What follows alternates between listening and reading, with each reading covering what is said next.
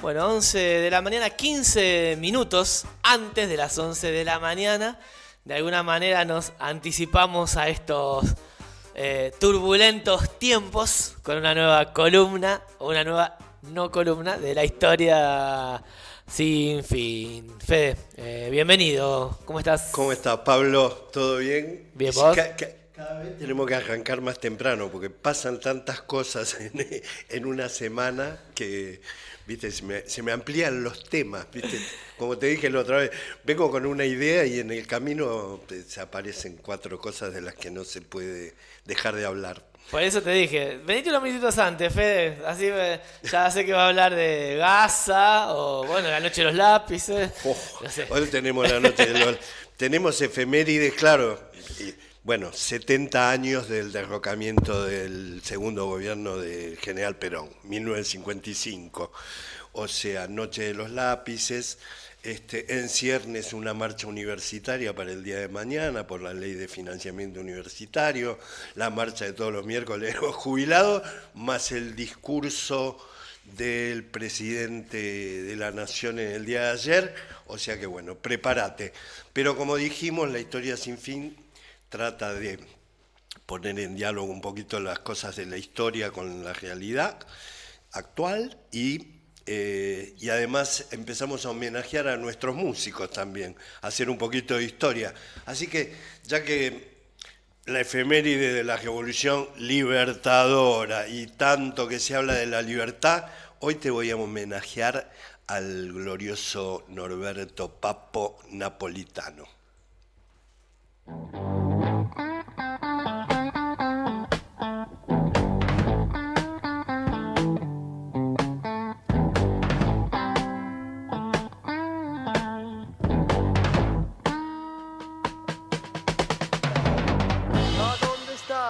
La libertad, no dejo nunca de pensar, quizás la tengan en algún lugar que tendremos que alcanzar. No creo que nunca, sí que nunca, no creo que nunca la hemos pasado tan mal.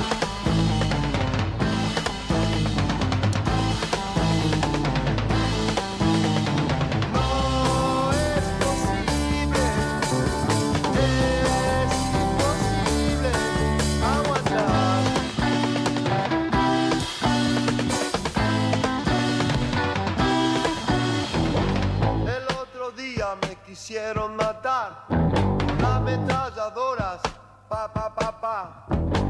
Yo solo quiero escapar de toda su locura intelectual. No creo que nunca, sí que nunca, no creo que nunca la hemos pasado tan mal.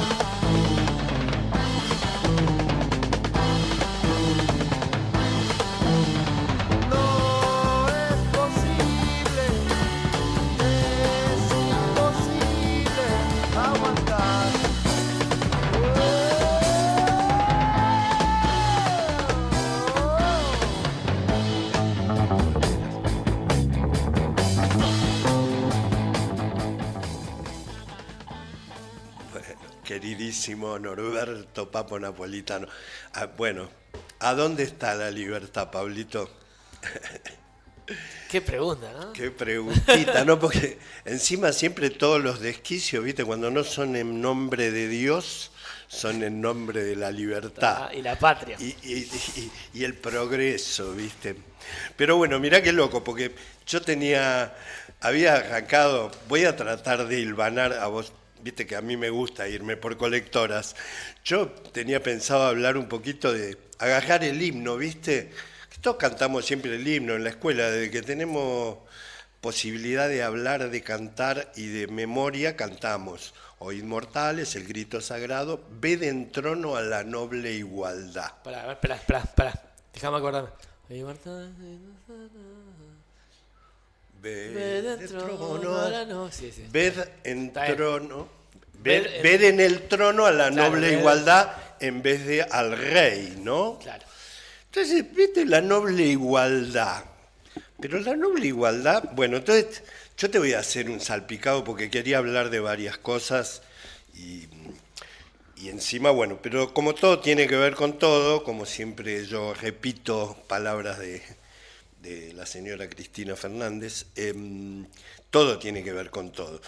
Y, viste, en la letra de ese himno, además, describía con más precisión al tirano y sus conductas, ¿no? Y sus atrocidades de la época. Por ejemplo, hay una estrofa que sacaron que decía: no los veis sobre México y Quito arrojarse con saña tenaz, y cual lloran bañadas en sangre Potosí, Cochabamba y La Paz.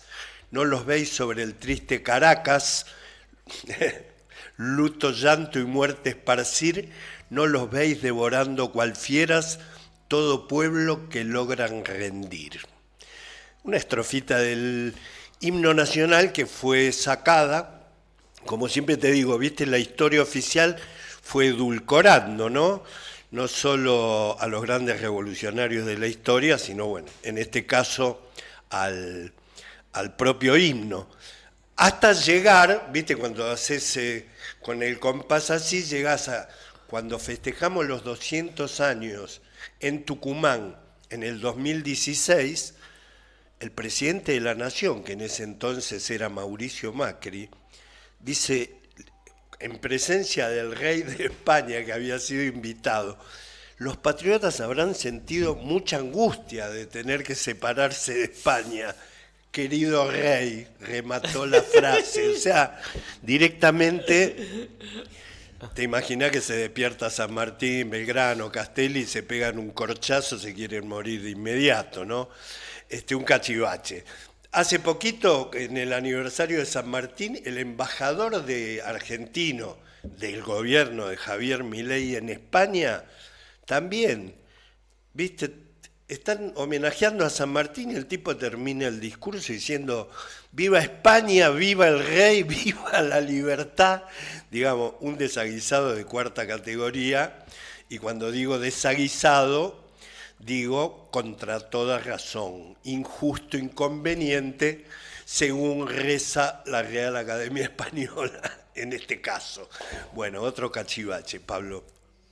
Bueno, nunca llegó a la noble igualdad, ni después de esto. Recordemos que el himno fue escrito en 1813 por Vicente López y Planes, ¿no? Con música de Blas Parera. Después se viene un periodo que ya lo vimos en otras columnas, nunca llegó la noble igualdad para los pueblos del interior, ni para los caudillos que fueron degollados, unitarios y federales, ¿para qué hablar? Después la provincia de Buenos Aires contra la Confederación Argentina, la Liga de los Pueblos Libres, bueno, gran quilombo, tampoco llegó la noble igualdad para los negros, que si bien la Asamblea del año 13 decreta la abolición de la esclavitud, siguen siendo carne de cañón y allá marchan a cuanta guerra hubo, la carne de cañón en la primera línea del frente, tanto en la primera campaña de Rosas contra el indio en 1833, como en la campaña del desierto, como ni hablar en la guerra de la Triple Alianza contra el Paraguay, años después, siempre los negros, carne de cañón, que prácticamente desaparecieron y los pocos que quedaron fueron invisibilizados. Tampoco llegó para la noble igualdad para los pueblos originarios, imagínate. O sea, fueron despojados de su territorio, fueron engañados una y otra vez por los poderes centrales con los que ellos querían hacer acuerdos que nunca eran respetados, fueron engañados hasta ser exterminados fundamentalmente con la campaña del desierto, y organizando en la isla Martín García, en el medio del Río de la Plata, nuestro primer campo de concentración. Esto es algo que en la escuelita nunca se escucha ni se aprende, pero la isla Martín García fue el alojamiento de todas las tribus tehuelches, ranqueles, pampas, que fueron capturadas en la campaña del desierto, fueron confinadas en la isla Martín García. Después pasarían por allí también los presidentes constitucionales que de alguna manera trataron, no te digo la noble igualdad, pero de poner en la foto un poquito a los sectores más vulnerables o más postergados de la sociedad. Primero el radicalismo con Irigoyen, que estuvo preso en Martín García, después el peronismo con Perón, que también fue a parar a la isla Martín García, preso. Así que bueno, ahí tenemos nuestro primer campo de concentración. No llegó la igualdad. Tuvieron que pasar muchos años y revoluciones y luchas populares para llegar a un poquito de igualdad, que como yo decía en una columna, fue el voto universal con la ley Sáenz Peña en 1912, que permitía, bueno, una noble igualdad. Sí, sí. No votaban los extranjeros, no votaban las mujeres, digamos. Había un filtro bastante grande que los poderes concentrados y las élites siempre ponen, ¿no?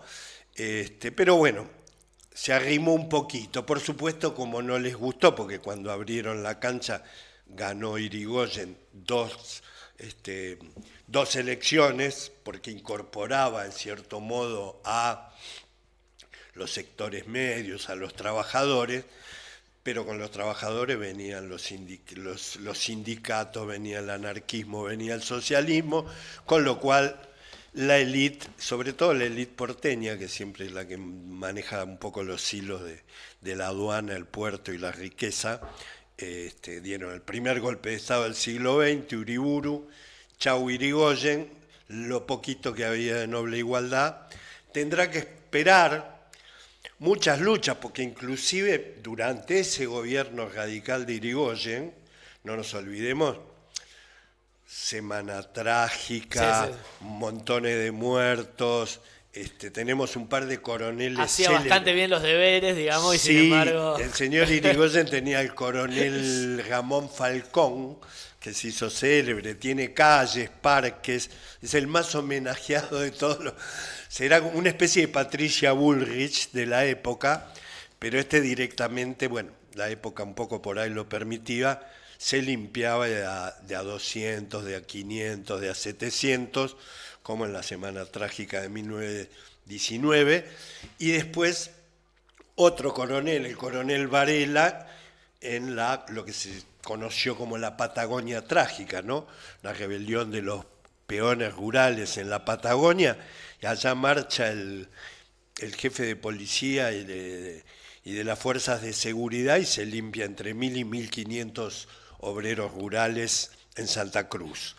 Les recomiendo ver la película de Héctor Olivera con guión de Fernando Ayala y Osvaldo Bayer, el gran Osvaldo Bayer, La Patagonia Rebelde, que bueno, se debe poder conseguir en alguna plataforma, para ilustrarse, ¿no?, de cómo venía la mano de la noble igualdad que no aparecía por ningún lado.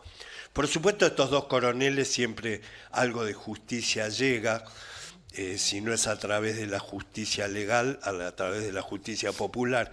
Si hay impunidad, suele haber justicia popular.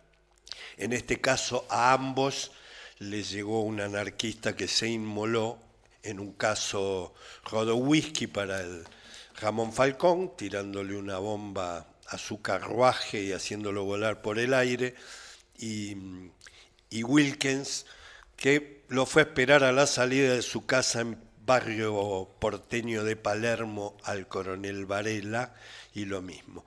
Y además lo remató con 4 tiros, que era lo que hacía el coronel Varela con los campesinos santacruceños allá por 1922. Bueno, como ven, tuvo que seguir la pelea y todo desembocó en un nuevo periodo donde quizá me animaría a decirte como nación, como República Argentina, logramos lo más cercano a lo que Perón llamaba el 50-50, ¿no? Que un poco el reparto de la riqueza sea un poco menos desigual. ¿Así le decía? 50-50. 50-50, claro, porque el reparto del Producto Bruto era entre empresarios y trabajadores 50-50. Se logró, y se logró también en el tercer gobierno de Perón, cuando vuelve en el 73. Después todo se va al diablo, ¿no? Pero bueno, vos pensá, y ahí aprovecho de tocar, porque hoy es 16 de septiembre, donde se conmemora 70 aniversario de lo que se llamó la Revolución Libertadora, ¿viste? Siempre, viste, es en nombre de la libertad, como te decía. Derrocaron a un gobierno que había ganado el segundo periodo con 60% de los votos, o sea, más que legítimo. Pero además fue, cuando te digo lo más parecido, es porque realmente de la mano de Perón y Evita se ampliaron mucho los derechos y las conquistas sociales. Para hacértela corta, la universidad gratuita, justamente mañana estamos nuevamente en las calles y en las plazas de todo el país para lograr que nuestros representantes aprueben la ley de financiamiento universitario que el gobierno libertario de Milei quiere acogotar, siendo que la universidad ha sido uno de los peldaños para la movilidad ascendente de nuestra sociedad, más característicos y más respetado en toda Latinoamérica, te diría que en el mundo también. La educación gratuita y de calidad de la República Argentina. No menos importante el voto para las mujeres en 1951, tomando viejas banderas del feminismo que ya hubiera empezado Moró de Justo, una vieja luchadora socialista, y otras mujeres, pero bueno, lo materializa Eva Perón en 1951, dando la posibilidad y la igualdad de las mujeres de participar del voto. El Estatuto del Peón Rural, la unificación de una central única de trabajadores, la CGT, gran impulso a la salud pública con Ramón Carrillo. Se fundan 100 hospitales a lo largo y ancho del país, realmente un sanitarista que, bueno, con justicia está hoy su cara en los billetes de 2.000 pesos, Ramón Carrillo, búsquenlo, gran impulsor de la salud pública. Se nacionalizó la economía, la industria ferroviaria, los puertos, la telefonía, el gas de consumo doméstico. Se hicieron 76.000 obras públicas, plantas siderúrgicas, represas hidroeléctricas, que acá un radical, pero que era peronista antes de Perón, que se llamaba Amadeo Sabatini, dio gran impulso. Cuando uno va al dique La Viña, va al dique Los Molinos, va a los diques de la provincia de Córdoba, que es pionera en la energía hidroeléctrica, va a ver que todo eso sucedió entre el 35 y el 45 o el 50, o sea, Sabatini arranca antes que Perón. O sea, por eso digo, era radical, pero era peronista, porque bueno, todas estas cosas que redundaron en beneficio para la comunidad y para la población. Se creó la flota mercante, que fue tercera en el mundo. Se hicieron 8.000 escuelas, se redujo el analfabetismo al 3%, se construyeron 500.000 viviendas en 9 años de gobierno. Entonces digo, no son datos menores, dato mata relato. Esto que estoy diciendo es parte de la historia, figura en cualquier lado. Se le dio valor legal a los derechos de los trabajadores ante los patrones, a los ancianos, a los peones y a la niñez, y sobre todo esto fue garantizado en la reforma constitucional del año 49, en 1949, se hace una reforma constitucional incorporando los derechos de la ancianidad, la discapacidad, la niñez. Parece que estuviéramos hablando de ayer, ¿no? Porque es lo mismo que estamos discutiendo hoy. Pero bueno, un 16 de septiembre de 1955, primero en junio bombardeando la Plaza de Mayo, que abonó el golpe, y después con una sublevación que lamentable y tristemente comenzó acá también en la provincia de Córdoba con el general Leonardi, se derroca el gobierno constitucional de Juan Domingo Perón. Por supuesto, no faltaron los muertos, que siempre los pone el pueblo, y siempre, además de en nombre de la libertad, de la patria y del progreso, siempre son los mismos eslóganes, hasta los de ayer del presidente. Lo peor ya pasó, habrá luz al final del túnel, hay que pasar el invierno, decía. Siempre nos convocan a un esfuerzo mayúsculo, siempre el pueblo pone los muertos, siempre el pueblo pone el esfuerzo. Vos fijate que no le pusieron un impuesto. Los ricos nunca nada. No hay impuesto a los ricos, no hay impuesto a las mineras, a los ricos le bajan las retenciones.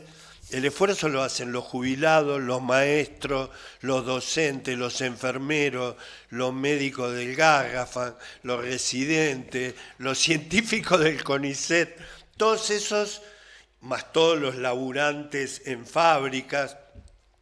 Ayer escuchaba la nota que le hiciste a este chico hablando sobre la precarización muy acentuada en la provincia de Córdoba, ni hablar en el Valle de Tras la Sierra, la precarización laboral. Otro modo de hacer el esfuerzo, porque son laburantes que no tienen ART, que no tienen jubilación, que no tienen aguinaldo, que no tienen vacaciones, o sea, derechos sociales cero. Mientras tanto, las mineras se llevan las riquezas sin pagar retenciones, lo que tienen la vaquita y se apropiaron en su momento de los campos y del territorio, no, cada vez quieren pagar menos y que les saquen cualquier tipo de colaboración para esto, ¿no? Para que la noble igualdad que reza nuestro himno y que era el espíritu de los revolucionarios de la época, que nos dieron la independencia, se plasme un poquito más.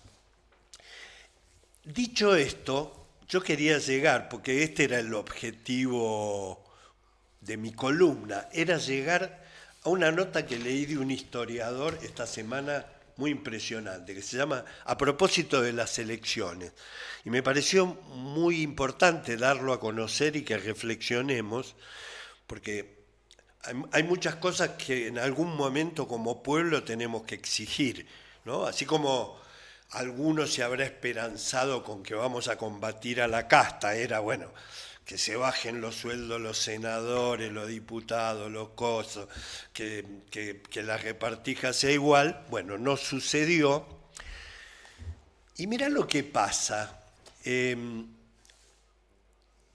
A propósito de las elecciones en el conurbano, el historiador Sergio Wieniawski hace una reflexión y una observación que titula, es una nota en el diario del día domingo, El conurbano devaluado.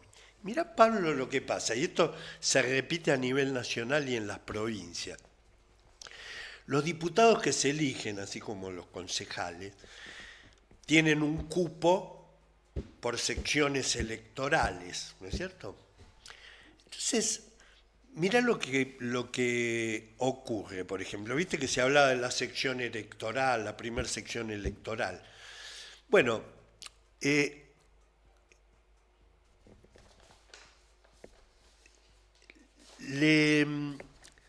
la primera sección electoral y la tercera sección electoral del conurbano tiene cada una aproximadamente 4.700.000 habitantes. Y cada una aporta al Congreso Nacional 14 diputados. Pero resulta que la sección cuarta, que tiene 530.000 habitantes, o sea, un 10%, también aporta 14 diputados. Con lo cual, vos tenés que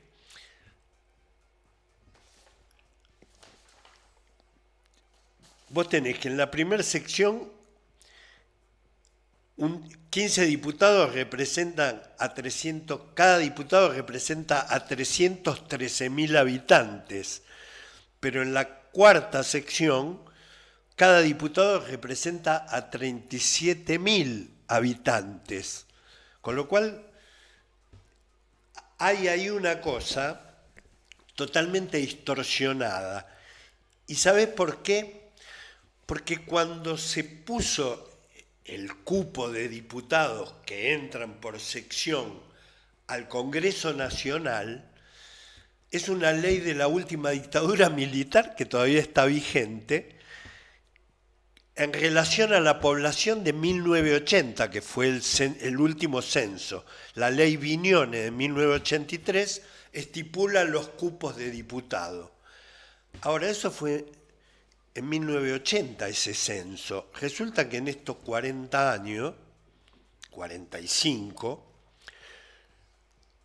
por ejemplo, la provincia de Buenos Aires, todas las circunscripciones, o sea, la ciudad de Buenos Aires, por ejemplo, conserva la misma cantidad de diputados, Cava, ¿no? Ciudad de Buenos Aires, la misma cantidad de habitantes que hace 40 años, se mantiene. Y la población de la provincia de Buenos Aires aumentó un 75%, producto de la migración interna, producto de mucha gente que se va de la capital a los barrios periféricos del conurbano o al interior de la provincia. Con lo cual, hay un desbalanceo en la representación que tenemos en el Congreso Nacional, donde vos tenés que un diputado de la ciudad de Buenos Aires representa a 116.000 habitantes. En Córdoba y Santa Fe, que también aumentaron su población y siguen teniendo la misma representación en el Congreso Nacional, un diputado representa a 190.000 habitantes, y en la provincia de Buenos Aires un diputado representa a 257.000 habitantes. O sea, cuando el gobernador Yaillora dice los pituquitos de Recoleta, bueno, efectivamente siguen teniendo privilegios los pituquitos de Recoleta. Los votos porteños valen más que los votos de la periferia, sobre todo de la ciudad de Córdoba, del Gran Rosario, del conurbano, porque esto que te contaba antes de las secciones electorales es muy loco, vale más el voto de una sección electoral que tiene 530.000 habitantes y aporta la misma cantidad de diputados que una sección electoral que tiene 4,5 millones de habitantes, o sea, 10 veces más. Y hay 14 diputados por cada sección. Creo que se entiende con un poquito de matemática y que además sería bastante fácil de resolver, porque sería ni más ni menos que actualizar. Redistribuir. No, porque la ley, hay una ley que está vigente, que dice que hay que actualizar los padrones de acuerdo a los censos. Nosotros tenemos el último censo hecho en el 2020, que arrojaría estas cifras que te estoy dando con la población actual, tanto en Buenos Aires, Córdoba, Rosario, Santa Fe, las provincias argentinas. Claro, eso sería lo más justo si queremos llegar a la noble igualdad, para ir cerrando. Pero claro, ¿qué van a decir los porteños cuando tengan que resignar diputados que en realidad le corresponden al conurbano bonaerense? ¿O qué van a decir los chacareros del interior de la provincia de Buenos Aires cuando les digamos que en realidad por ley y por población le corresponden menos diputados que a la zona fabril del conurbano, ¿no? Campana, Zárate, Avellaneda, Loma de Zamora. Lo mismo ocurre acá en Córdoba, lo mismo en el Gran Rosario, donde suelen asentarse las fábricas que van quedando y la mayor población. Así que, como ves, Pablo, la noble igualdad no fue llegando nunca. Que haya un poquito de noble igualdad costó lucha, costó muertos. El plan siempre es el mismo, es derogar los derechos. Este gobierno está haciendo lo mismo que hizo lo mismo que hicieron cuando derrocaron hace 70 años a Perón, que fue derogar la Constitución de 1949 y anular casi todos los derechos adquiridos.